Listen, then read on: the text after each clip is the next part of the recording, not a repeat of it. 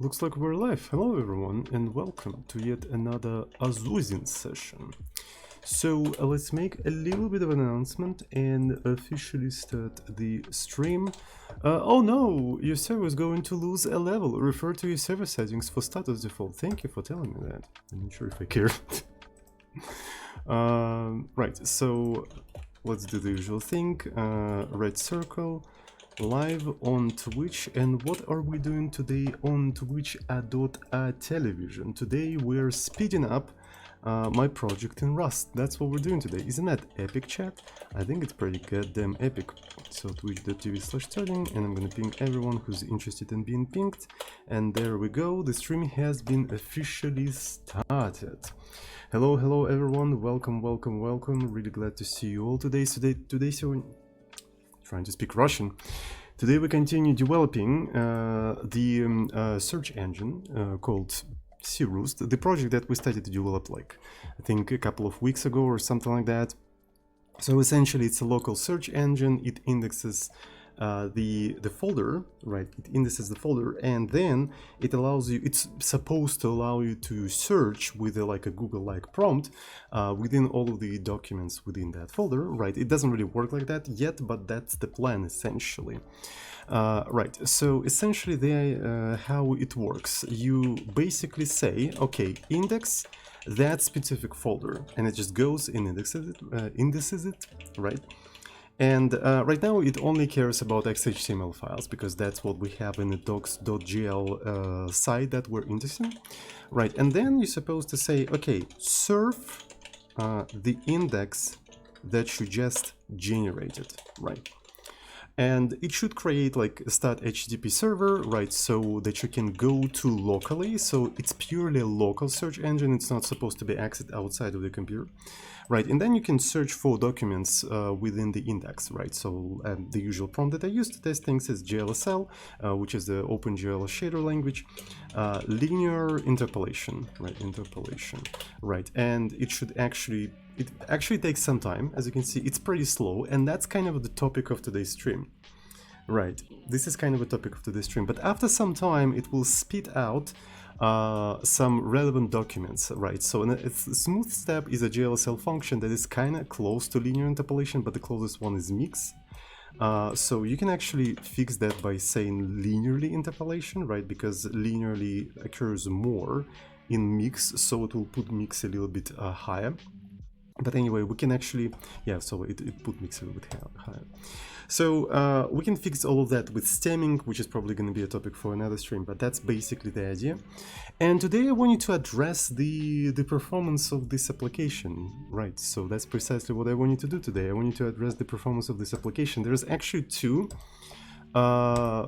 components to the performance of these applications: the performance of like searching within the index, but also the performance of indexing the folder, right? So let's actually try to index the folder, right, and let's see how much time it takes in a debug mode, right? So in Rust there is like two separate modes, debug mode and release mode, and debug mode is significantly slower than the release mode, and that's one of the things that we want to take into account while developing this entire thing. Right, so let's actually start with, you know, speeding up maybe indexing, because indexing can be sped up. On the Serde Discord server, we actually had this discussion about that, and one of the members of Discord server discovered that apparently I'm not using the buffered IO. Right, thank you so much for figuring that out. Right, so essentially when you like do any IO, not any IO, but when you open a file and write or read from a file, so essentially it's not buffered by default like in C. So that means if you read by one character, it's going to be extremely slow. It's going to do a round trip to the kernel every time you read a character. So you want to actually buffer that. And this is one of the reasons why indexing is so slow, right? And also saving to index.json very slow. Look, so under streaming, it took 1 minute to actually index the folder in a debug mode. Right, so when I'm not streaming, it's actually a little bit faster. It's half of a minute, right? But I mean, a minute just to like render, not to render, but to index like a bunch of files, right? So let's actually take a look. So let's find all of the files with the name ending with XHTML. Right, so, okay, we can actually iterate through all of them very quickly. Right, as you can see, it's just iterating over them. It's 2 milliseconds, also while streaming. Right, and how many of them do you even have? Right, and it's just like 1,670 of them. Right, I mean, iterating through that should be like a breeze. Right, so let's take a look. Right, so what I want you to do actually, I think I would like to also compare the performance in a release mode as well, right? So let's actually maybe build some sort of a table, like performance txt. So while streaming in the debug mode, indexing in debug mode while streaming took 1 minute 9 seconds or something like that, right? So let's actually try to do the same but in a release mode, right? So just for the comparison, right? So let's do the release.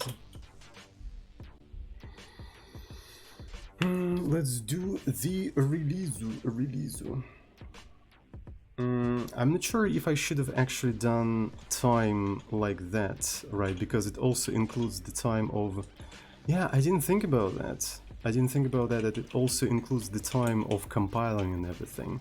So you know what? I think I'm gonna do that again without including the time of compilation, right? So I'm gonna build just a regular thing and build the release thing. And I'm gonna run them separately. Okay, so we already built. So let's do target. I'm gonna do debug. Serust index docs.jl. And let's go. Unfortunately, I didn't make a tea right before the stream because I didn't have enough filtered water. So at some point we'll probably have to make a small break so I can make a cup of tea.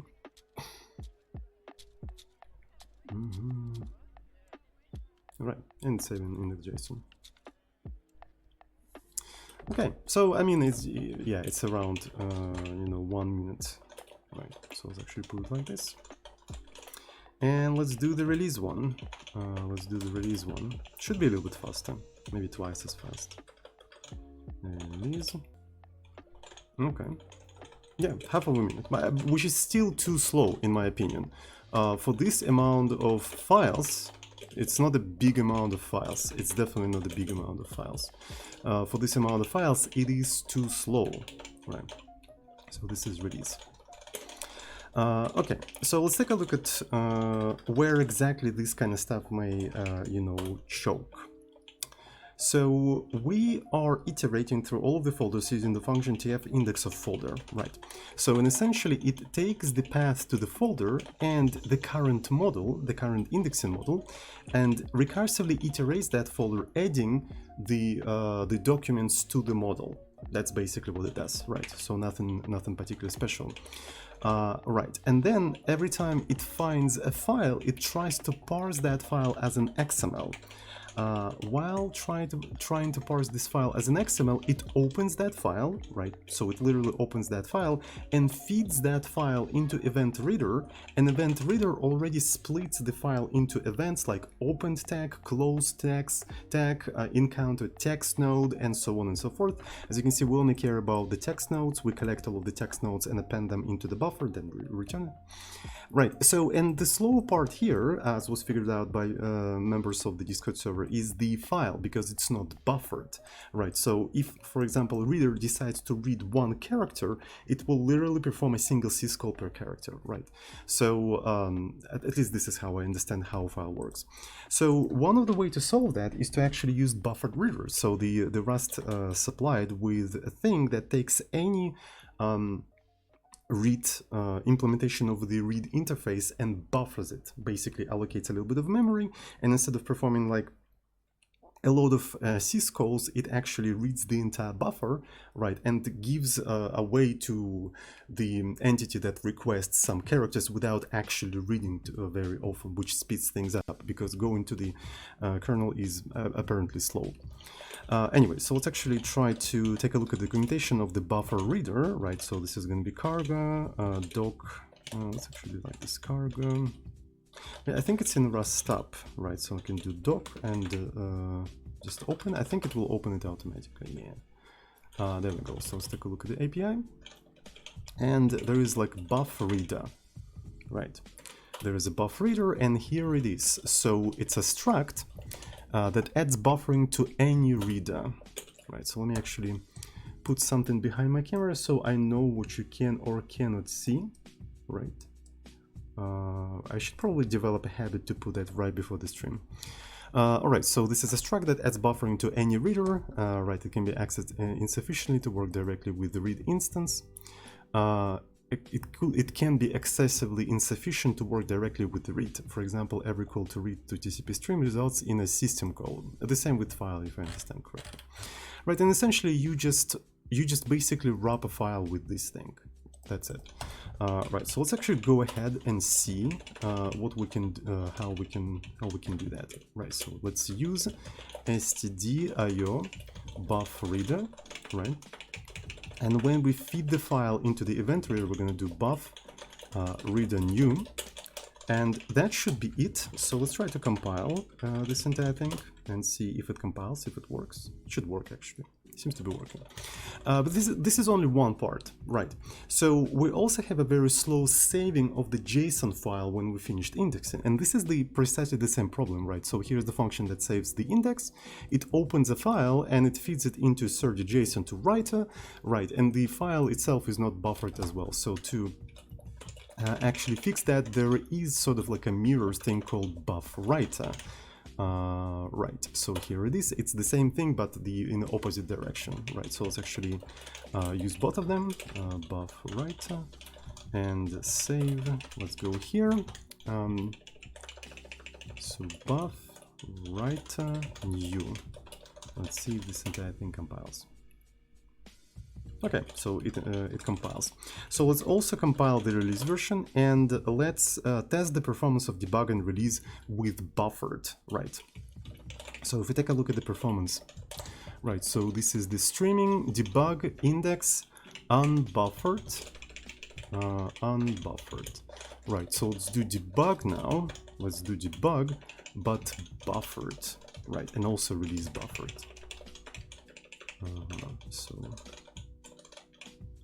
Buffered.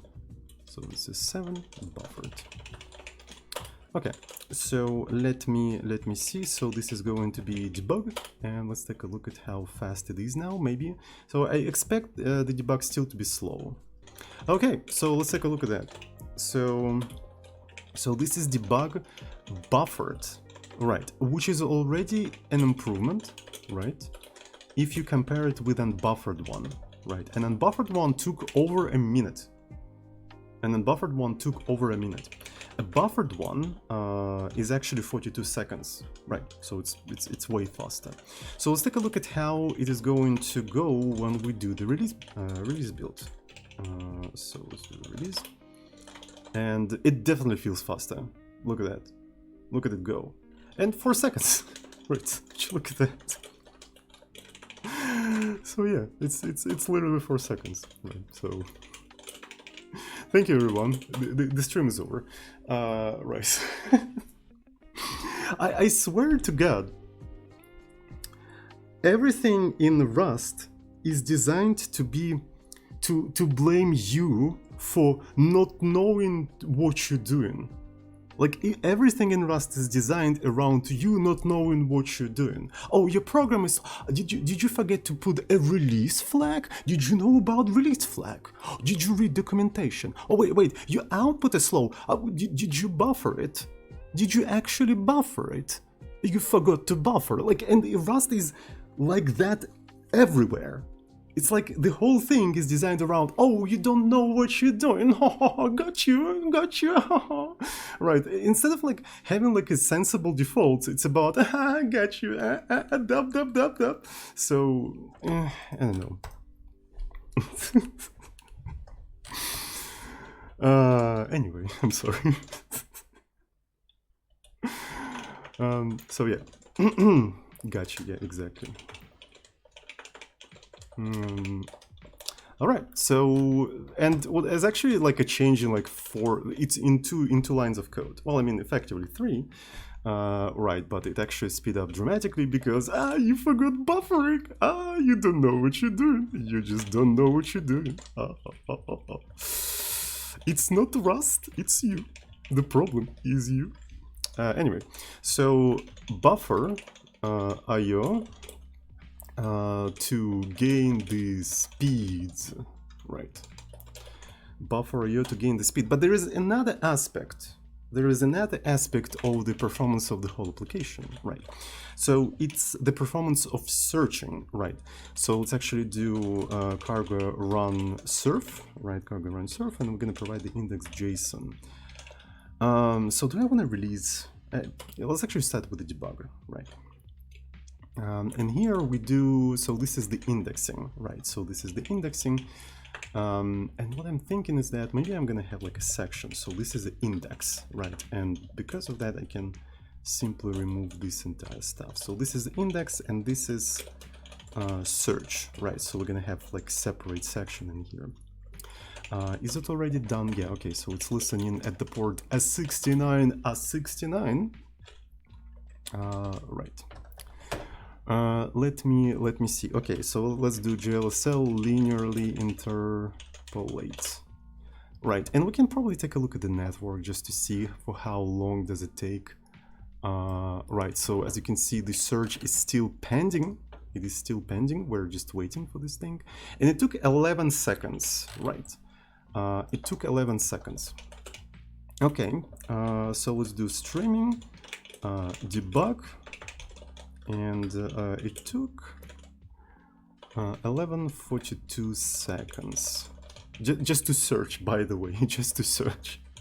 So let's take a look at the release, right? So the release should be a little bit faster, that's for sure. So this is going to be a release.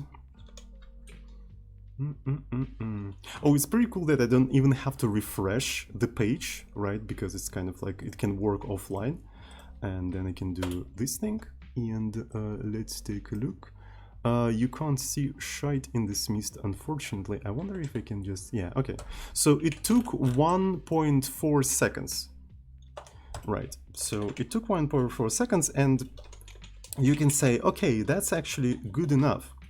But keep in mind that we have only 1,600 documents, and we're working locally on our local machine, so this thing will work without any internet.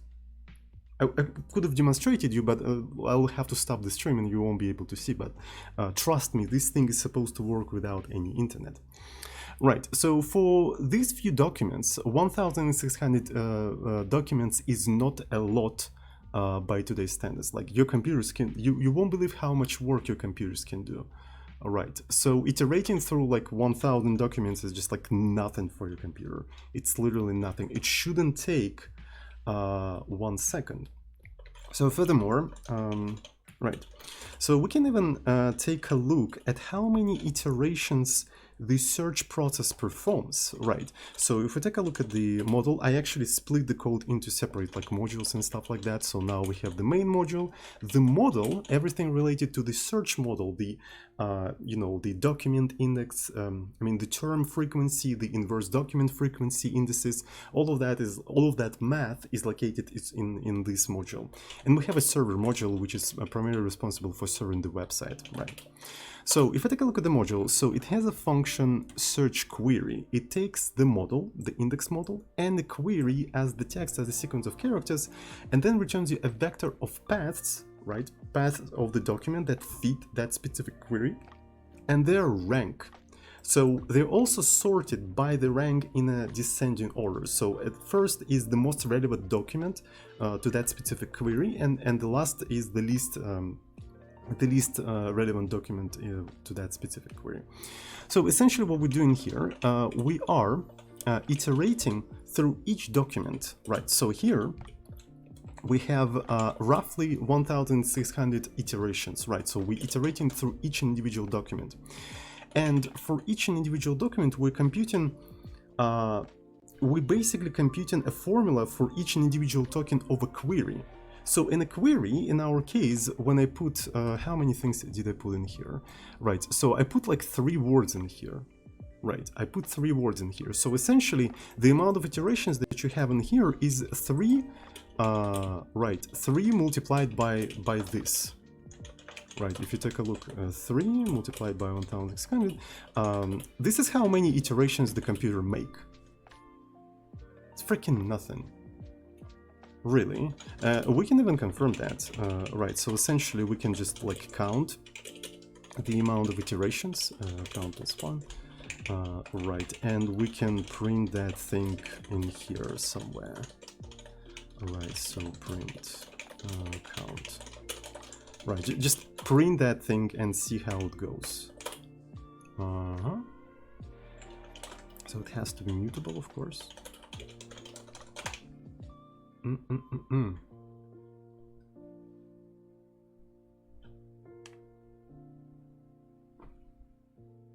Okay. So is it running? It should also say, okay, listening, yeah. So, and let's actually search for this thing. And then this is how many iterations it made. It's precisely how many I predicted. Like, why does it take 1 second to make this many iterations? And this is because in reality, we do more iterations than that, right? This is because this is because of what's going on in this specific function, IDF. Within this specific function, we're iterating each individual document again. This is a square algorithm, actually.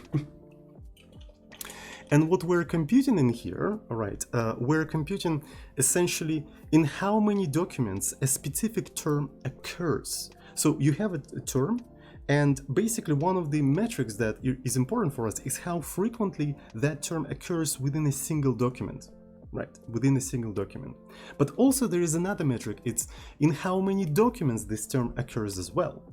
Right, so this is important because essentially if you have a term that it occurs very frequently in one document, but also occurs very frequently in other documents, that means that term is a noise and should be ignored, right? For instance, it's the articles the and a, right? So they occur very frequently everywhere, right? So, and that specific metric is basically how noisy it is.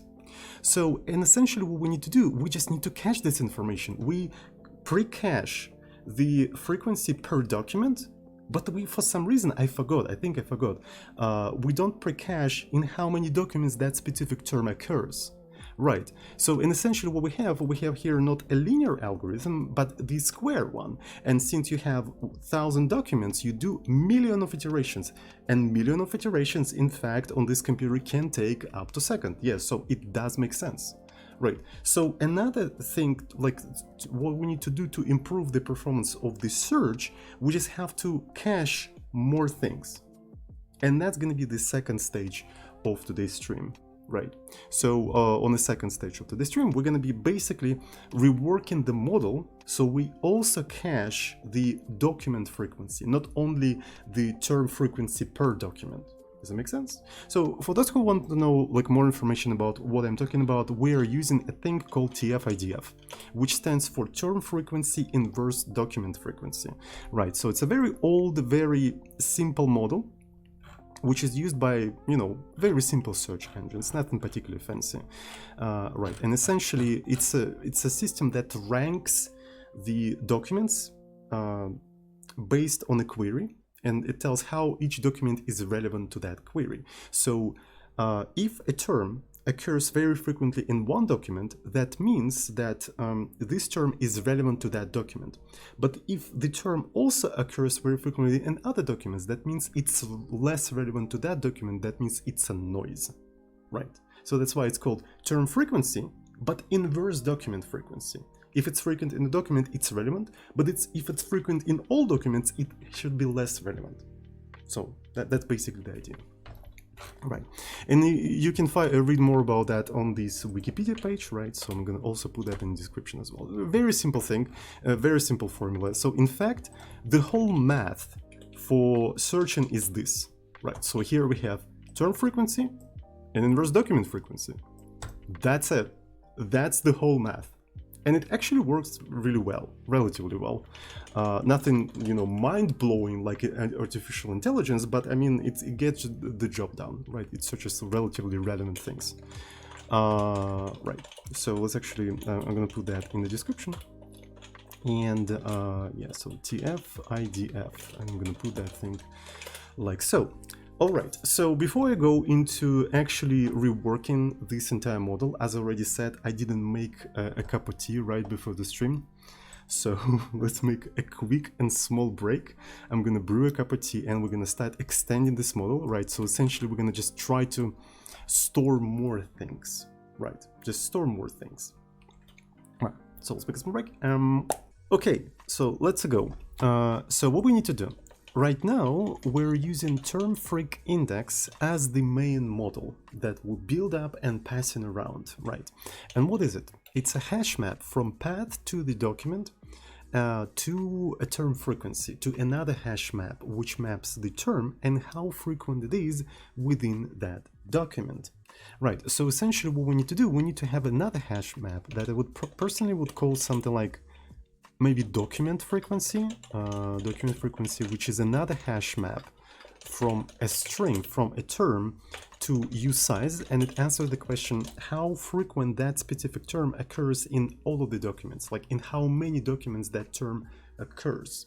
Right, and essentially the final model that we have to pass around and build up is a combination of these two things, right? So, and I think what I need to do, I feel like I need to rename this entire thing because it doesn't really reflect what it actually contains. So index is, I called it an index because the build-up model, the full build-up model is usually called an index, right? So like I build in index and now I can look up in the index, and that's why I decided to call it index. But it doesn't really reflect, and especially if it's going to become part of an index, it doesn't make any sense to keep this index suffix, right? I would rather call it something like term frequency, but per document, right? So this we have a term frequency in here, and here's the term frequency per document, and as you can see, term frequency is used as part of the term frequency per document, right? So, and something like a final model, all right, final index, but the word index is also kind of weird because it makes it feel like it's an index of an array or something like that. So let's actually call it something like model, and the final model is going to be I think that is the doc frequency, right? Document frequency, or maybe let's call it DF. All right, so this is document frequency, and the term frequency per document, right? So term frequency per document. And what I would do, I would just keep these as the main model that would build up and also store in a JSON, load from a JSON, and then pass it to the server to search in and stuff like that. So I want this to be sort of like a main model, essentially. Right, so let me try to compile this entire thing. So I'm going to follow the usual compiler assisted refactoring, meaning that I'm going to change the layout of the data types and just try to compile, and obviously the compiler is going to fail because the code doesn't expect this kind of types.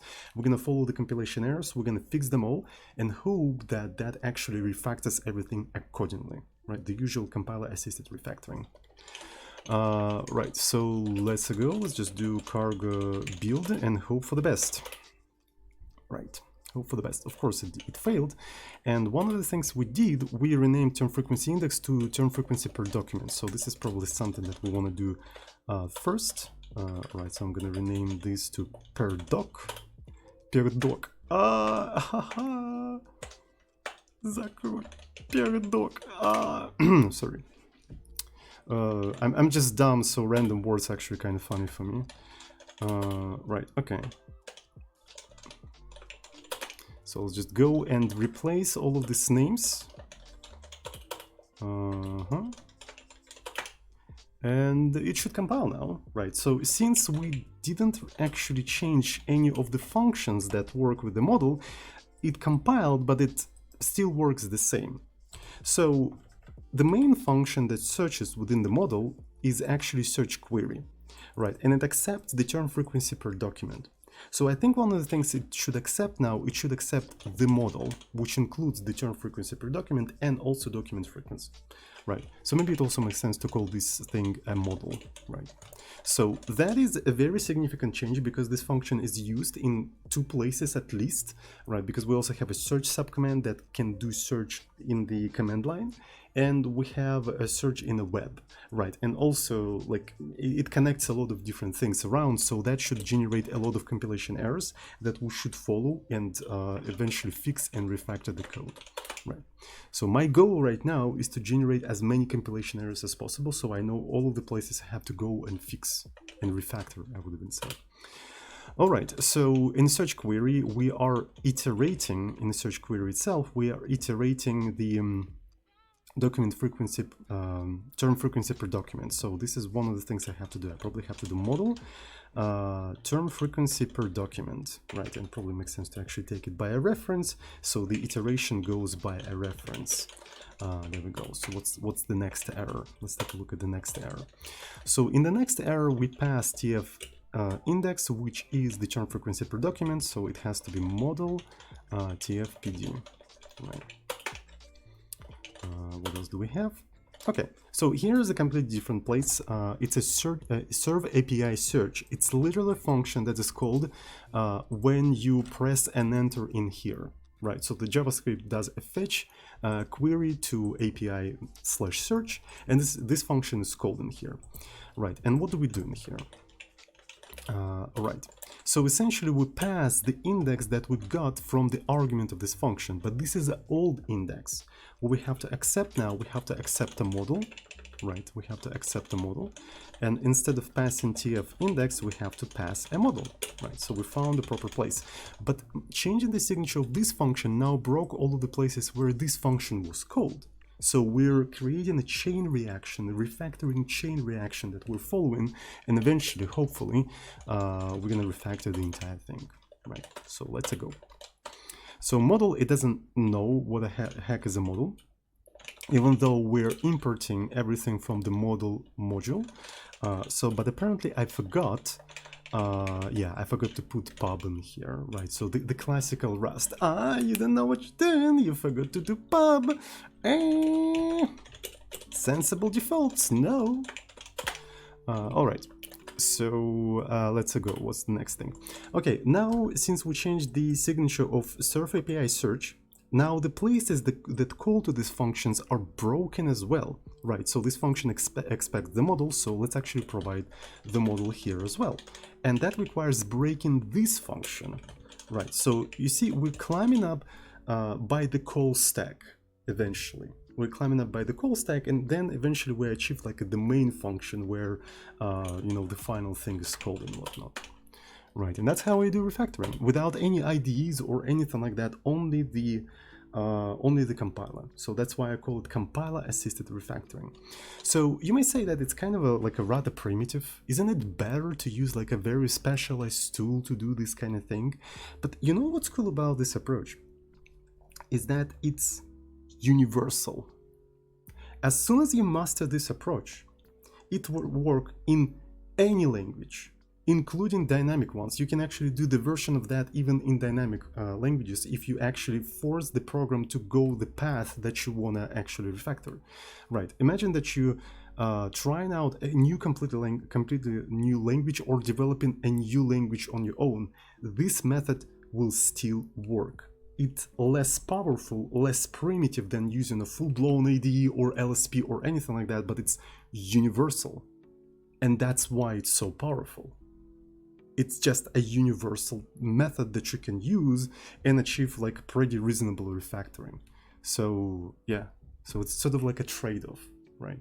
So you may use like a very specialized tools that make you more efficient, or you can use less specialized tools which make you slightly less efficient, but they're more universal, right? And if you work with several languages, right, it will also work there. You know what I mean, right?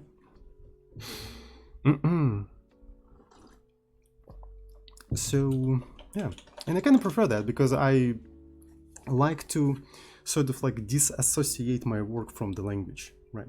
And especially the languages these days and technologies, they're things of a trend. right? Things of a trend. So, and Rust is also a trend. Maybe it will die out in 5 years, maybe in 10 years, and all of the tools associated with Rust are gonna go away, and what you're gonna do, learn new tools? Well, with this approach you don't have to. So all of the tools, well, tools, are gonna be with you forever, regardless of the language, regardless of the technology. So I understand that it's kind of difficult to understand that if you programmed less than 5 years. Right, it's maybe not as obvious for a new developers as for me, because I've been programming for more than 15 years, right? So I think on a larger time scale about programming and technology than newer programmers, but I'm just giving you perspective of how I look at things. I like to invest into the technology that will survive way more than 5 years, even more than 10 years. So you get the idea why I am the way I am, right? So anyway, I'm sorry. So here is so the same situation. So we broke serve request, right? We broke serve request, and now we have to you know, break the function that uses this thing.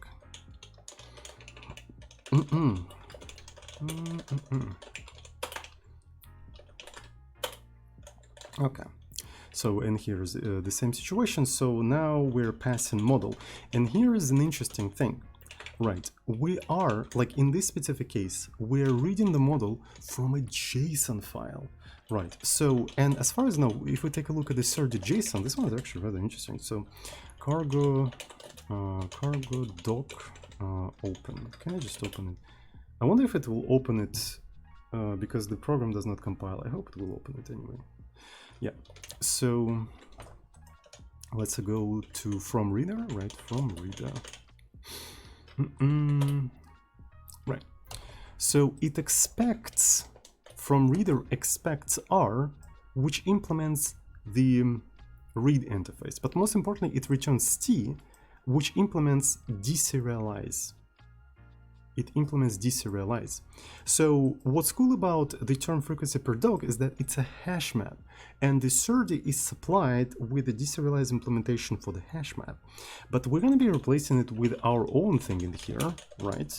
Which is a structure, and it doesn't have deserialize implemented. So it's going to be interesting how we can do that. We'll probably have to implement it ourselves. So the structure right now by itself has only 2 fields. So I would imagine the deserialization is going to be, okay, treat it as a hash map with 2 fields, tfpd, right, and df, right, and then for these two, just use the regular hash map deserialization, right, something like that. Maybe we can even use derive. Maybe it's supplied with some sort of like a derive macro that can do that for us automatically. We'll see. So let's actually try to just change this to model and see how miserably the compiler will fail, and we'll see how we can, you know, fix all that. Okay, so what do we have in here?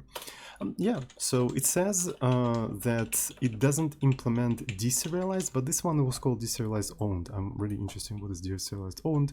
It's basically subtrade of the deserialize. Okay, and here it's a trade that has only one method, right? So which accepts deserializer and returns the result and just performs the deserialization. So let's take a look. The complete list is here, right? So this is the list that have deserialization implemented. Derive section of the manual. Oh, you can use derive. Okay, that's cool. So Serde provides a derive method to generate implementation of the serialize deserialize. Oh, okay, so that's what we need to do. All right, so let me actually try to go here. So here's the model. I'm gonna just include that, and can I just slap derive deserialize on this thing and hope for the best? No. Whatever. Okay. Oh yeah. So, god damn it, alright. So, we depend on Serde JSON, but we don't depend on Serde. Do I pronounce it correctly, by the way? I'm not even sure if I'm pronouncing this thing correctly, but I'm not sure if I care. Right, so let me see. So, but Serde JSON itself depends on Serde. Right, so maybe we can just do add Serde and just reuse whatever Serde we have. Will it reuse the same version of the Serde as used by Serde JSON? Serde like absurd. Oh, okay. Thank you. Thank you so much, Pandapur. So it's updating crates.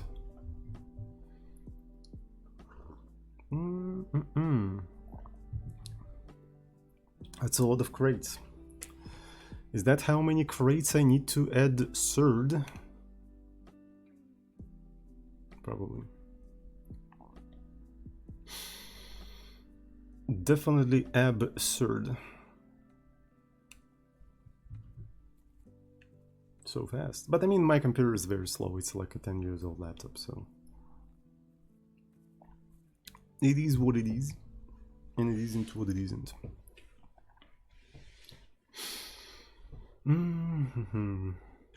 All right, so let me see. This is not what I wanted. So let's try to build this entire thing.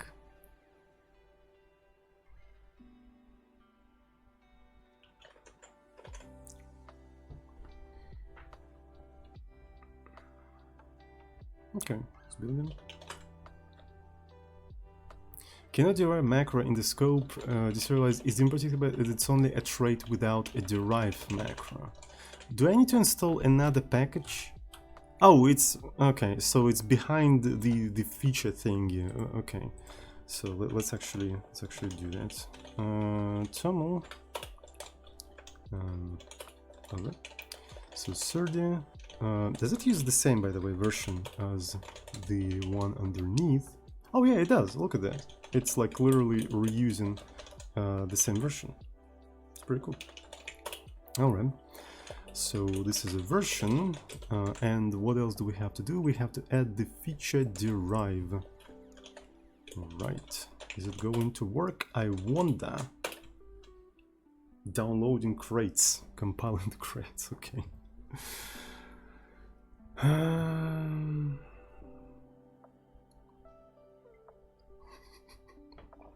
No, you didn't know to put derive in the toml file. That's your fault, not the language. Got it. Not the package, I would even say, right?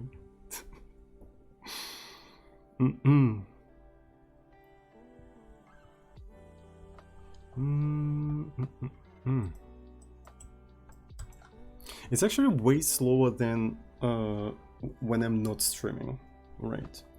So streaming actually adds a lot of load on what I'm doing, that's for sure. Okay, so we don't really use serialize, we only use deserialize. Okay. And okay, so when this is the same situation as with search, right? So this is surf.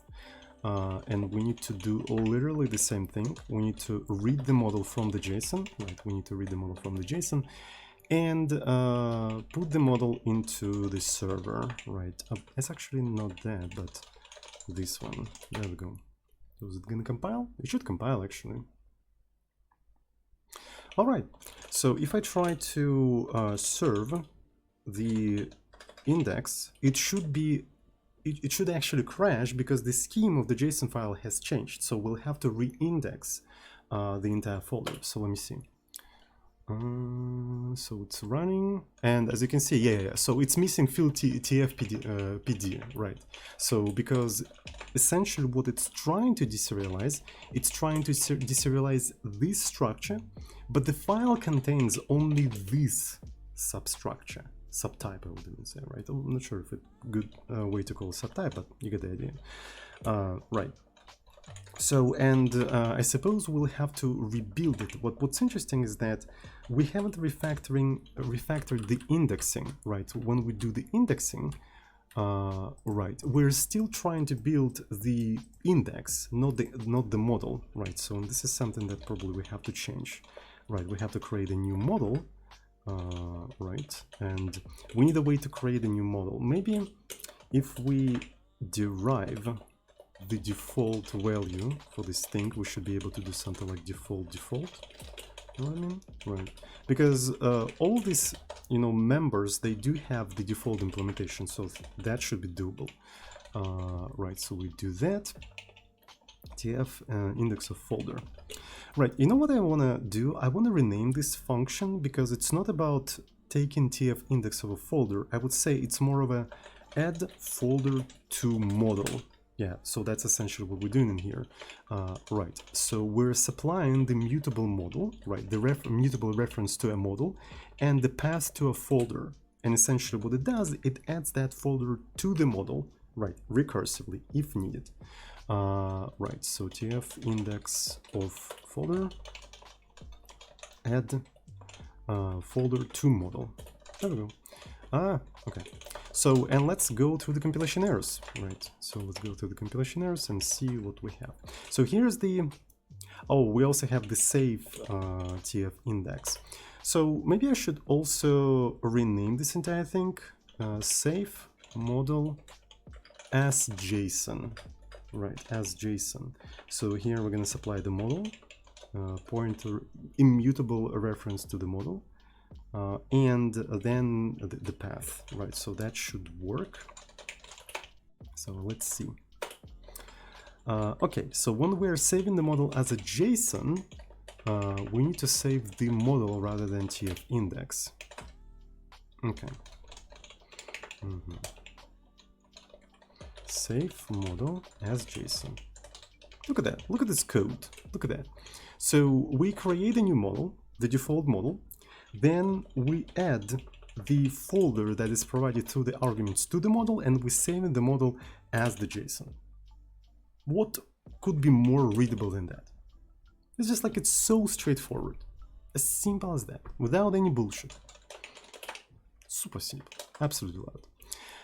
Okay, so we're trying to save the model, but that requires the serialize interface for the model. So I suppose now, since we like did all of these, you know, ritual dances with the toml file, we should be able to just do serialize, serialize, and simply derive serialize in here, and it will automatically work for us, hopefully. Right. So okay, so tf index of folder. This is a recursive call to the same thing, right? So add folder to model, right? As you can see, add folder to model. If it encounters folder, it calls itself again, right? It calls itself again, and it just goes inside of the folders and just doing its magic, collecting the files and stuff like that. Right, so let's try to recompile this entire thing. There's a last place where we have to do that. Model, so we didn't like something. Yeah, so it says it's a hash map, which I do not agree with. Yeah, because I forgot to change the argument to the model here.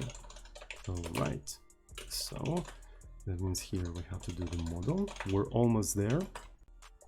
Okay, so and when we're adding the new document to the index, we're actually adding it to the model to a term frequency per document, right? So we're actually adding it in there, and that should be enough. All right, that should be enough. So as you can see, everything compiles. Right, let's try to re-index the docs.gl, right? Docs.gl. Let's re-index this entire thing. Maybe I should have actually did that with the release mode because it's faster. It should take like 4 seconds. So let's do release.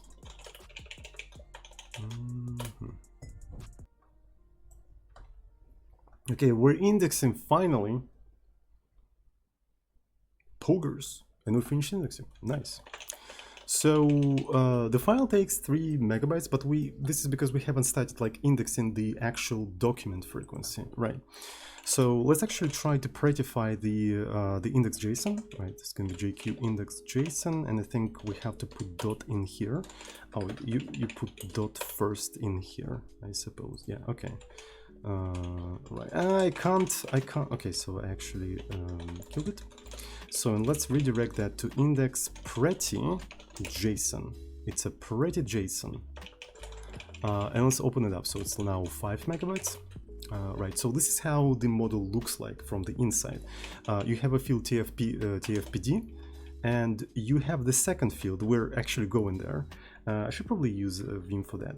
And we have DF, which we don't compute yet, right? So we still compute the term frequency per document, and as you can see, we have documents. So here is the path to the document, and within the document we have the terms and how frequent they are within that specific document, right? And that is used for mathematical formulas and stuff like that, right, to compute the relevancy of certain terms to that specific document. And we have like 1,600 documents like that, right? So now I suppose what we have to do, we have to fill up the document frequency here as well. And document frequency again is how a specific term, how frequent it is among the document, basically in how many documents that term is occurring, like occurs. So let's try to compute that. So to compute that, let's go to the add folder to the model, right? So if the file that we found within the folder is another folder, we go down recursively. If it's a file, we try to parse it as an XML file. If we fail, we just log that and we move on to the next file, right? So this is needed to add support for non-XML files, right? Basically, we ignore everything that is not XML. So once we found an XML and we gathered all of the text data out of it, we create a term frequency for that specific document. We create an empty hash map, right? So then we iterate through the terms of the content, right? And we basically build a statistic, a histogram, right? Essentially, if we encounter a term, we say that we encountered it once. Right, then we encounter it again, we increment that counter, and we have like a histogram of terms. And then we're just adding that histogram to the term frequency per document, right? So we have an association of the file path and the term frequencies, right? So how build a map for a term, and in how many documents this term occurs, right? So essentially, let me see. Once we build this frequency table contains basically the list of unique terms of this document, right? It contains the list of unique terms of this document. What we need to do, we probably need to take those unique terms, right? So we can do them by TF. And let's take a look at the keys, right? Keys is basically the terms, right? And we iterate them, right? And what we need to do, we just need to add them to the document frequency, right? So essentially I can do model document frequency, and can I get a mutable counter for that specific term in the document frequency, right? Because now we're working within a single document. And if I can get that mutable counter, I'm going to simply increment it by 1, indicating that, okay, so we encountered a document where that term actually occurs, right? If we couldn't find such counter, that means it was not created in the document index yet. So what we have to do model df insert that term and 1, because we encountered it 1, right? So, and that's basically, that should fill up the df part of the model and tf-pd part of the model. That should be enough effectively, I think. Okay, so let's try to compile this entire thing. Right, so I'm gonna just do build, and let's see how it goes. Oh, okay, so the keys, we're iterating keys by reference, right? And if we want to add that term in here, we have to actually own it. Right, so that means we have to convert it to a string, I suppose. There we go. We need to convert that to a string, so that should be... I suppose it already compiles. I think it already compiles.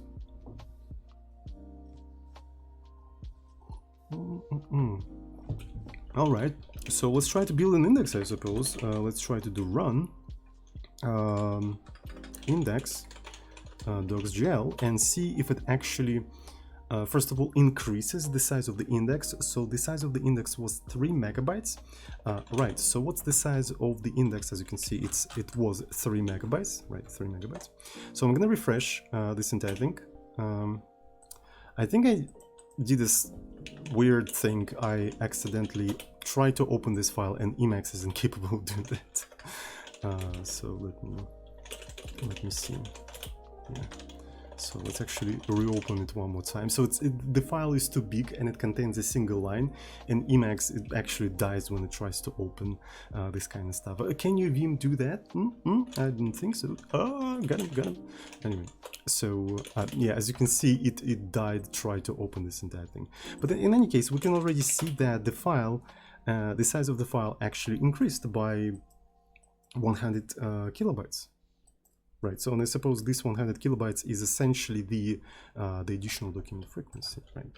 So let me see. So let's actually remove this entire thing. Let's reopen Emacs, and let's actually prettify the JSON and take a look at what actually contained within the document frequency, right? So let me find the GQ dot index.json. And I'm going to redirect it to index pretty JSON. Okay, so let's take a look. Let's open it up. Right, so this is TFPD, and let's go down to the document frequency and see if we have anything in document frequency. And there we go. So essentially, the term matrix occurs in 128 documents. So that's what it means. Right, so there's some less frequent terms like this, GL interpolate, path, SNV. It occurs only within a single document, I suppose the document related to this thing, which means that if you put this function name into the query, the document containing that term is going to be extremely relevant because this is the only document where it's contained and nowhere else. So it's going to bump up that document like significantly because of that. Because the higher this thing, the higher this value in this specific part, the less relevant this term for any of the documents because it's too frequent, right? So we don't really know what we're talking about. It's too frequent. So yeah, so basically we have all of that, but we don't really use the document frequency yet. We constantly recomputing it over and over again. So one of the things we have to do now is to start using the data that we pre-cached, right? We need to start using that data that we pre-cached. So let's go into the model. Right, so here's the search query. We probably want to remove that. It was just like a debuggy-wugging. Okay, so you know what I want to do? I think I want to rename these functions because the word TF is used as the variable with the type term frequency, and this is a function.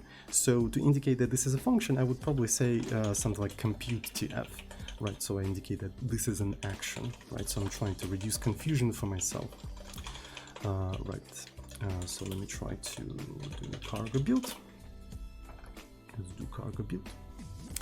And yeah, as you can see, it complains about these functions. Let's compute TF and compute IDF. All right, cool. So there is one unused variable. Thank you very much, Rust. Very cool. So when we compute term frequency, I didn't think we need to change anything in here. I don't think so. So essentially what we have, you know, when we compute term frequency, we're actually computing a relative value. So we take the frequency of the term, right? The frequency of the term, and divide it by the amount of terms within the documents. But funny thing is that the amount of terms within the document is also not pre-cached, which could be also a source of slowing down. So this is like a second thing that we probably want to cache as well.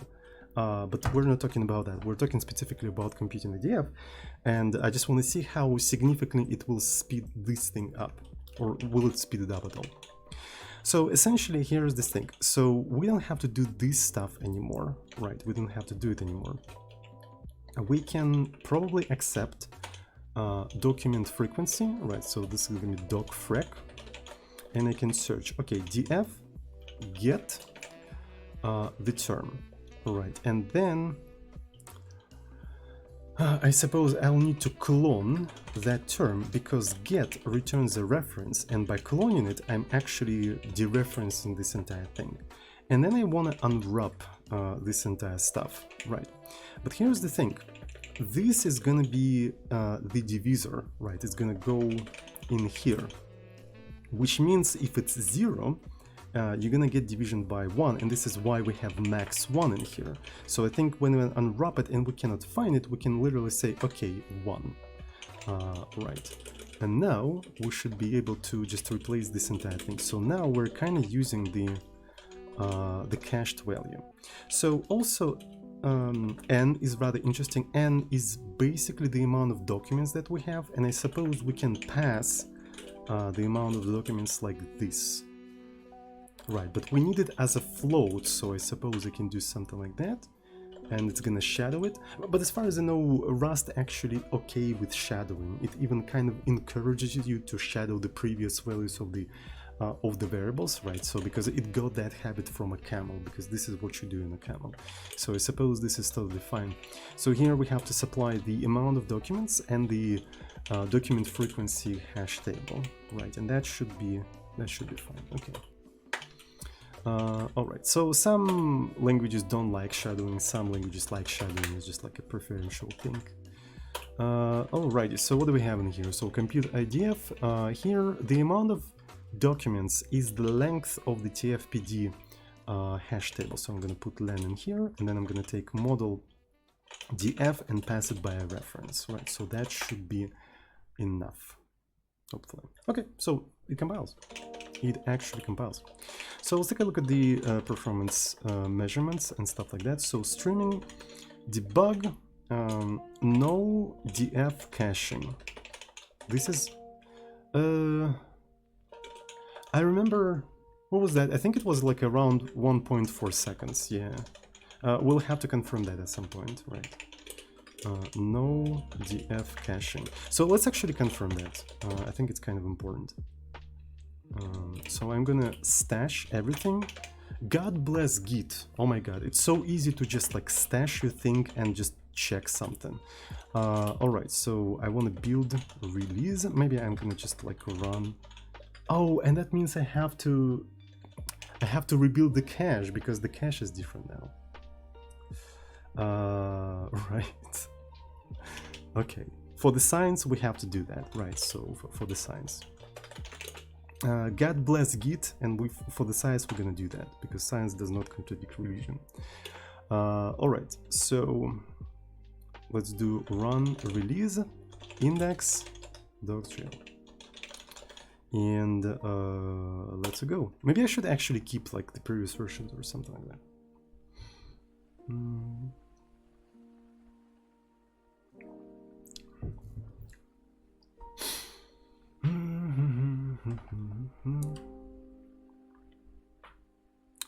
I would be surprised if the compute TF is actually the slower function. Yeah, that'll be interesting.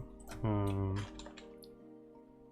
don't know if it is, but well, we'll see, Alright, so now I can try to serve, set serve the index JSON.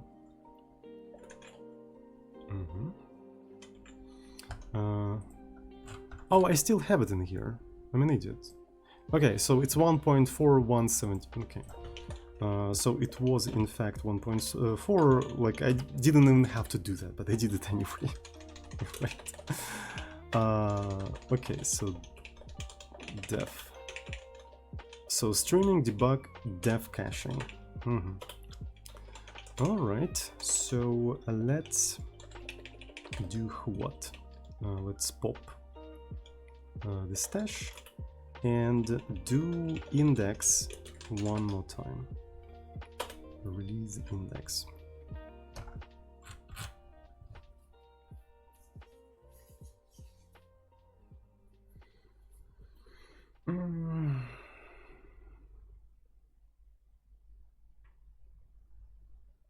Okay, super fast.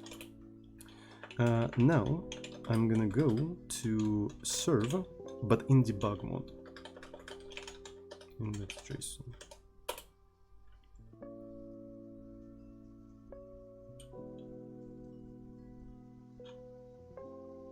so it's ready.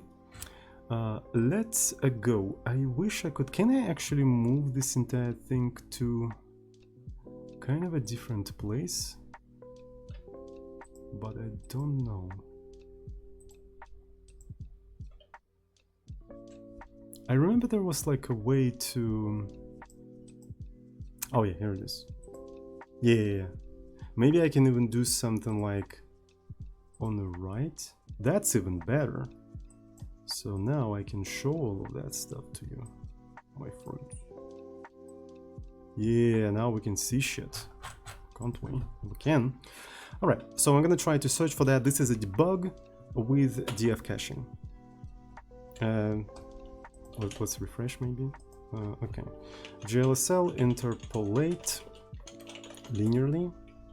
And okay.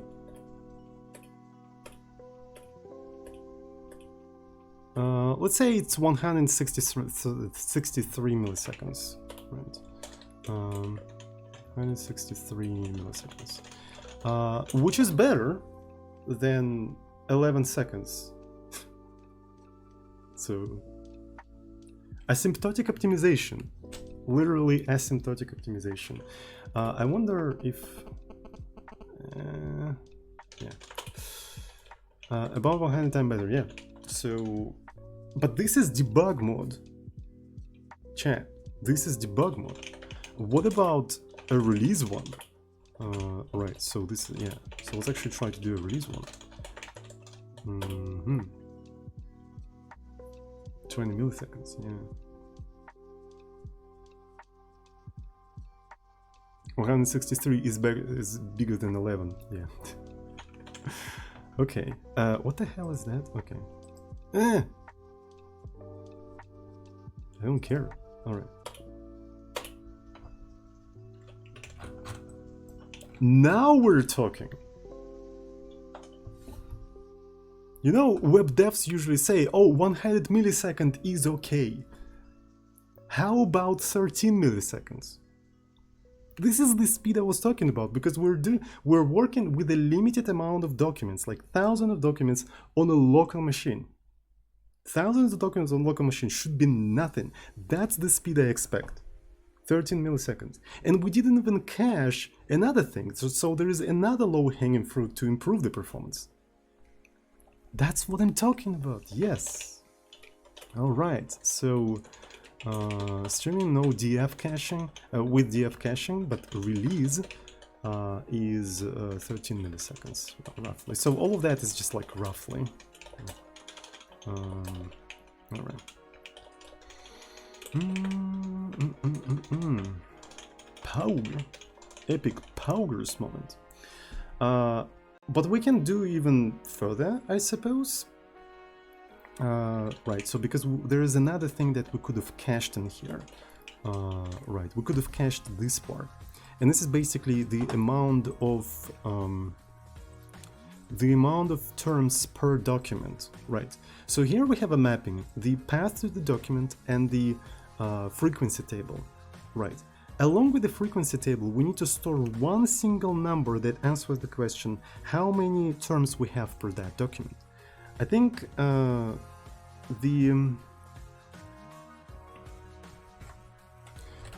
easiest thing to do in here is just actually put like a pair. Right. So as far as I know, pairs are serializable and deserializable in arrays and stuff like that. So we just need to do this and go through the compilation errors and refactor everything. And we're going to have like additional information that we can reuse in ComputeF. Let's go ahead and do that. But before we do that, I think I want to just commit whatever we have, because I'm afraid to lose any of this information that we developed. I think it's quite important. Right, because we did a lot of changes, right? So we edit this stuff. Yeah, we edit additional dependency. So what I'm gonna say, add document frequency to the model. Right, I'm gonna push that right into the repo. Okay, so we're gonna extend model even more. Right, we're gonna store the amount of terms within that specific document. Right, so that should generate a cascade of errors, and we're gonna go through them and see how it goes. Right, there we go. So when we're computing df, tf table, all right. So we're iterating the tfpd.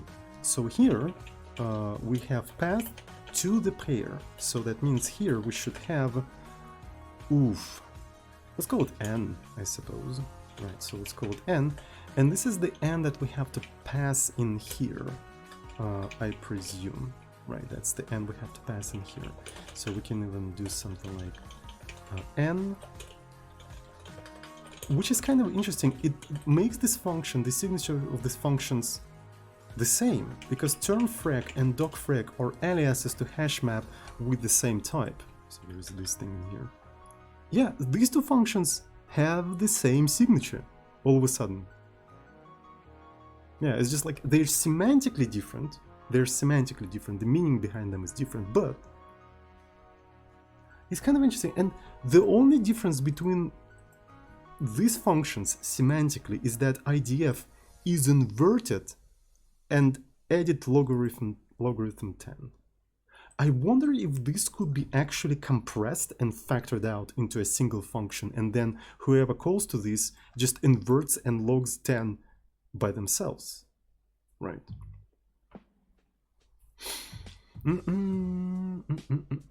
So yeah, that's very interesting. All right, so we're gonna have n in here, and essentially when we divide by n, right, so here we have to do just n. Yeah. Oh, and another difference is that the thing that we query in here, instead of taking 1, we have 0 in here. These functions become symmetrical. Kind of. They kind of do become symmetrical. That's very cool. I don't know what make up of that, and I'm not implying anything. It's just I just find it interesting. Okay. By the way, I'm not sure if I'm doing return, why I'm doing return here, because I didn't really have to. Yeah, it's just like, can I also rename this to M?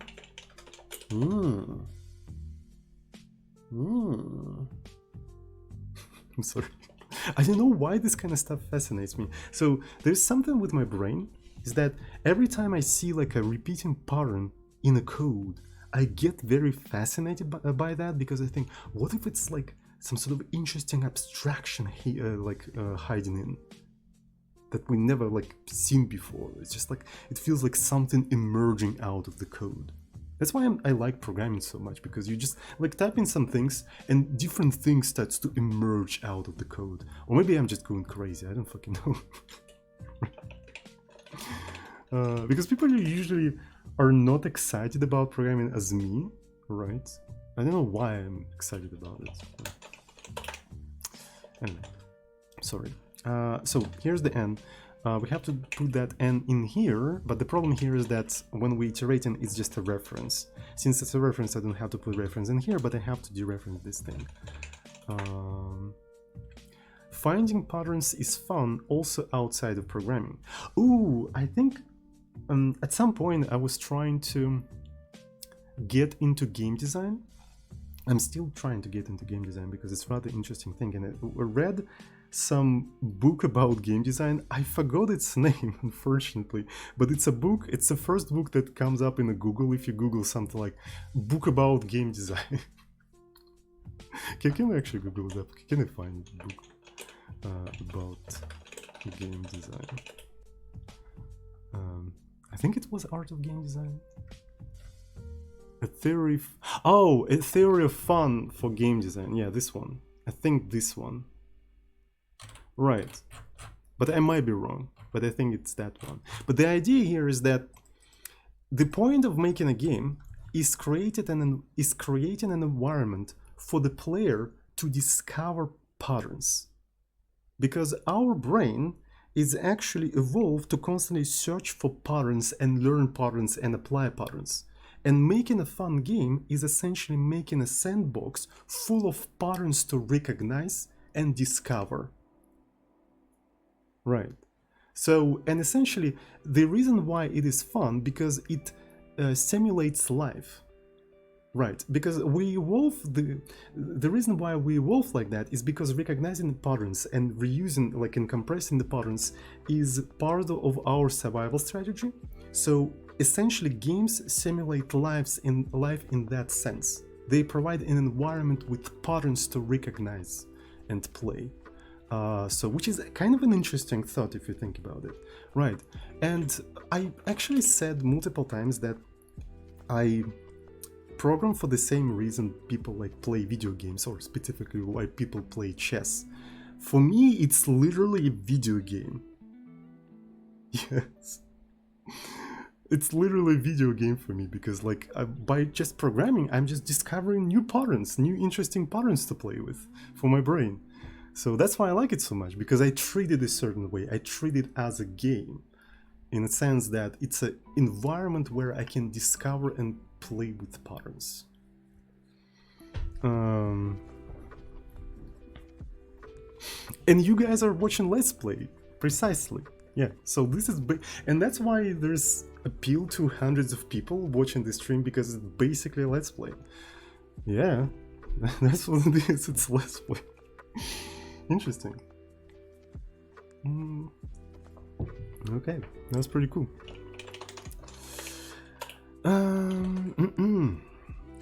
Alright, so now we're trying to insert a new entry into the term frequency per document, right? But now we don't accept just the term frequency, we also accept how many terms we have in there. And how many terms we have in there is essentially how many iterations we've made in here, right? So we're iterating through all of the terms. One of the things we can do, we can probably do count, right? We could probably collect those terms into a vector and then take the length of the vector. But I think it's easier to just like count things like that. I'm gonna even call it n, right? And I'm gonna put that n right in here, and that should be enough. There we go. I think we did it, right? Change stream category to game. I mean, as far as now, there is no such category as gaming, or is there? Because the category are divided by games, specific games, right? And if programming is a specific game, so I suppose the current category of, you know, software development, what is it called? I think software game development, right? I think it kind of fits because I'm playing software development. All right. To be fair, treating programming as a game is kind of hard because it's a game with a very sophisticated gameplay and a very deep lore. It's a very deep lore, right? Especially if you're programming in Rust, because a lot of people will probably deny that, but a lot of ideas in Rust are logical continuations of ideas of C++. And a lot of ideas in C++ are logical continuation in some direction of ideas in C. So a lot of things in Rust make sense if you understand things in C++ and also understand things in C. So to make sense of Rust, you need to know this entire like lore, right? So, and studying and understanding this lore takes years and like decades. Right, so, and then knowing this lore, you can go and finally play this game and explore some interesting things, right, and then you can see reference to previous chapters of these games, right, references, because, for instance, lifetimes existed even in C++. By the way, lifetime is a C++ terminology. It's a terminology that is used by C++ ISO standard. Yes, lifetimes invented by C++. What Rust did, it formalized them in a type system. Right. So in C++, they were not formalized in a type system, they were just whatever, right? So there is a type, and it has a lifetime. And if you try to access it outside of lifetime, it's undefined behavior. But here the compiler tries to catch that. So as you can see, it's a logical continuation, and you know that lore, and you can explore that lore and stuff like that. You know, does it make sense? Probably. Anyway, so Rust lore, yeah. So now we need to rebuild the index, right? So we need to rebuild the index because now we edit more things in there. So I'm gonna do index.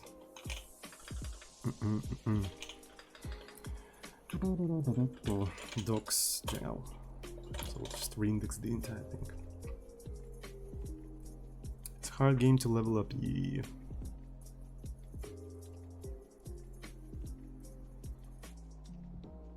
But to be fair, with things like ChatGPT, I think this game becomes more accessible, right?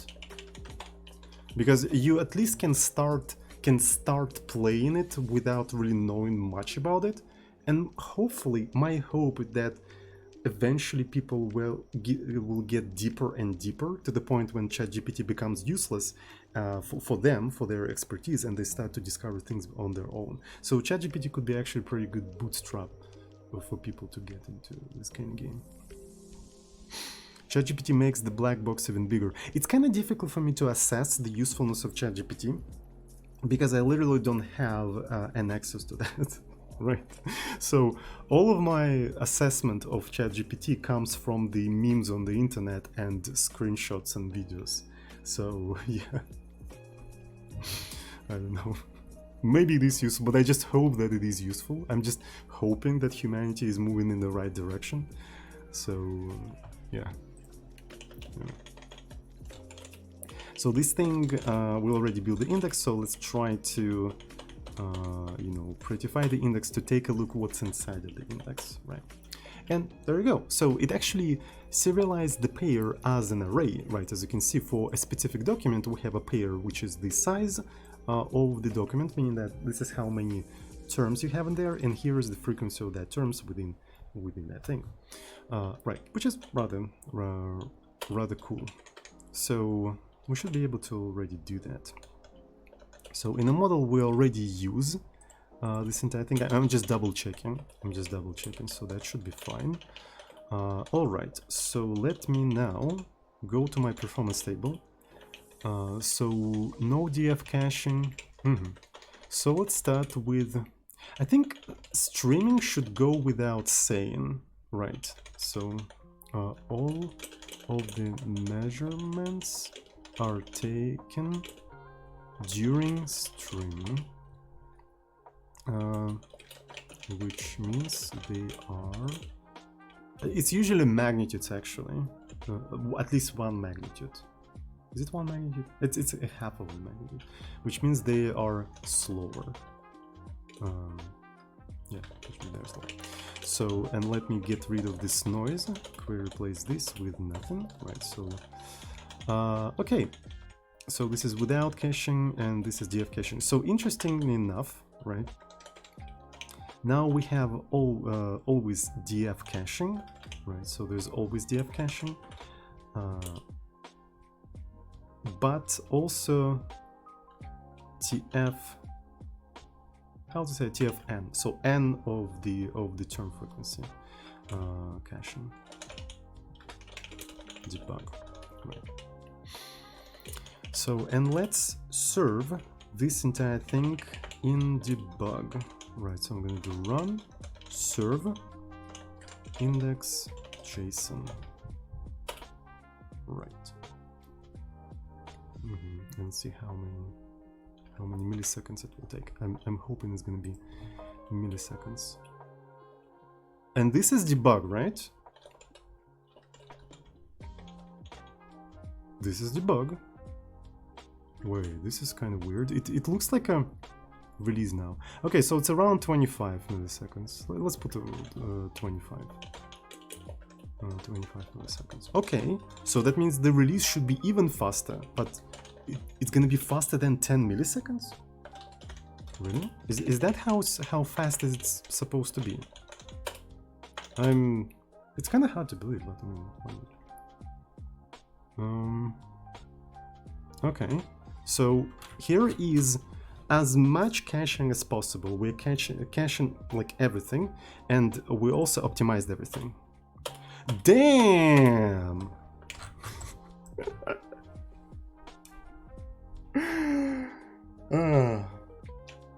Do web developers even know that this kind of shit is possible?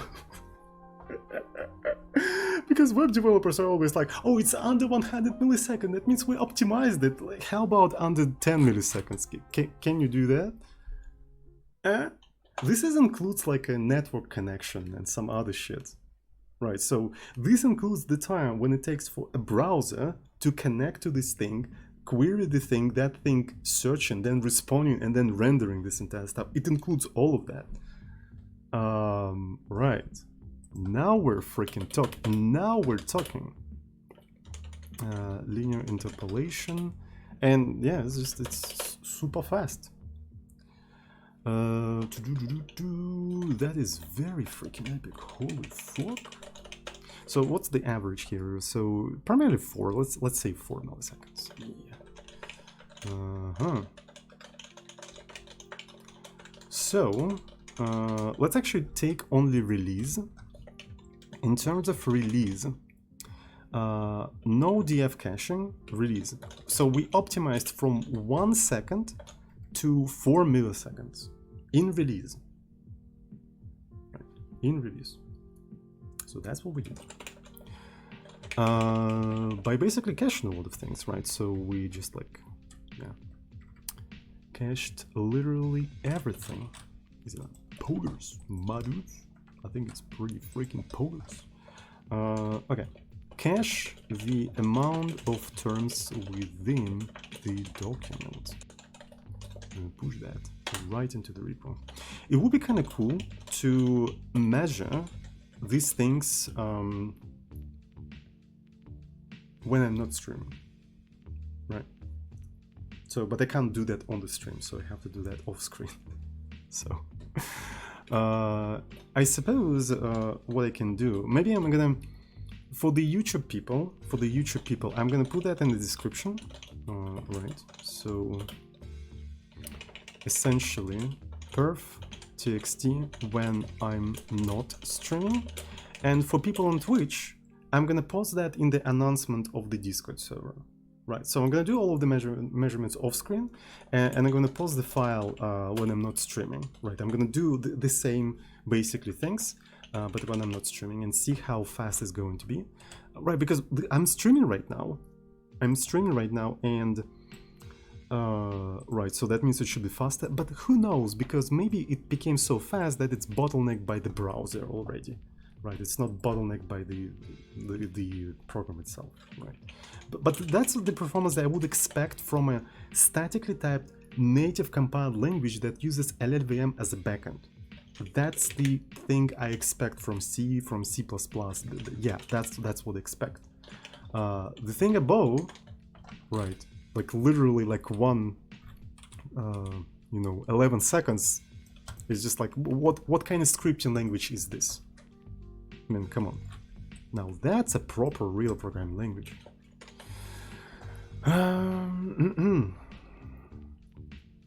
All right, thank you so much, Cure DCV, for tier 1 subscription. Thank you. By the way, I didn't acknowledge Nico Red H. Thank you so much for 16 months. Marcio Netta, thank you, and Fal Sakor, thank you so much for all of this up. Really appreciate it. All right, so I think that's it for today. I've made everything I wanted to make. I mean, I did everything that I wanted to do.